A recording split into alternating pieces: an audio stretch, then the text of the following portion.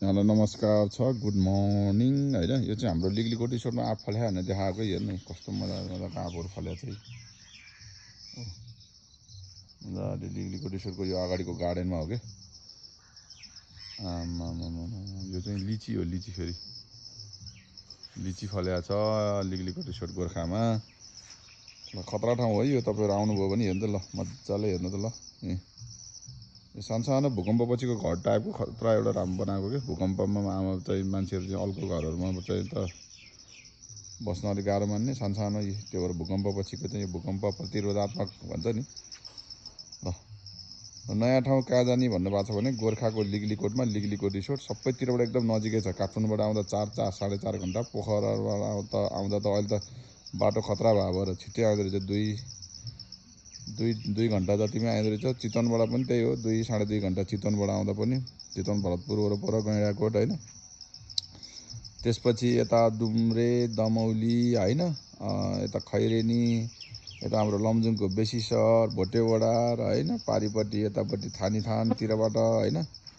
र जहाँबाट आयो नि असाध्यै नजिकै भने 1.5 घन्टा 1.5 घन्टा 1 घन्टा 1.5 घन्टा 1 घन्टा 1.5 घन्टामा यता वरिपरिबाट जताबाट आए पनि आइपुगिन्छ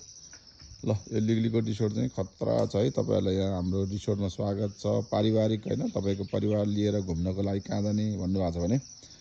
गोर्खाको लिगलीकोटमा लिगलीकोट रिसोर्ट हो यो हेर्नुहोस् त पारिवारिक वातावरण भएको एकदमै राम्रो सुन्दर शान्त रमणीय होइन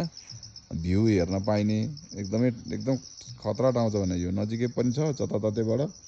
अनि खुल्ला पनि छ हेर्नुहोस् हाम्रोमा हेर्नु नि बेलुका आयो बच्चा बच्चीहरू खेल्ने ठाउँ पनि टन्नै छ फोटो खिच्ने ठाउँहरू छ होइन फोटो भिडियो बनाउने टन्नै ठाउँहरू पनि छ ल तपाईँलाई चाहिँ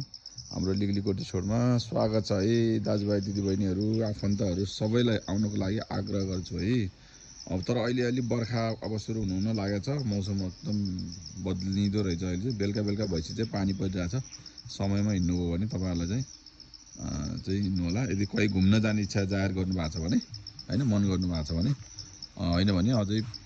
अब यो बर्खा त लाग्न यो असारको पहिलो हप्तातिरबाट त अलिक गाह्रो छ त्यसपछि फेरि असोज भदौ पछाडि असोजतिरबाट सुरु हुन्छ है ल